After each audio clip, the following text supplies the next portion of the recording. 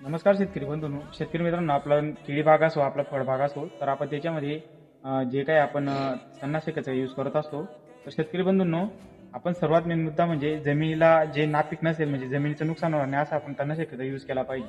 तर शेतकरी बंधूंनो, सर्वात अगोदर आपण जे काही आपल्या आपण मध्ये जे वखरणी करून आपण मधलं काढू शकतो, पण हे जे आपलं बेडवरचं जे गवत आहे, याच्यासाठी आपण तणनाशकाचा यूज करत असाल तर ग्लायफोसेट अल्युमिनियम नावाचा कंटेन असलेलं प्रोडक्ट आपण यूज करा.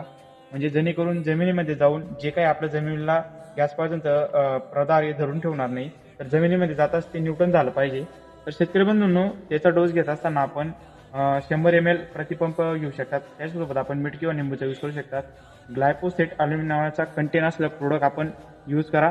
तुम्हाला 100% तुमच्या गवत नियंत्रणावरती लहान अवस्थेमध्ये तुम्हाला नियंत्रण भेटेल.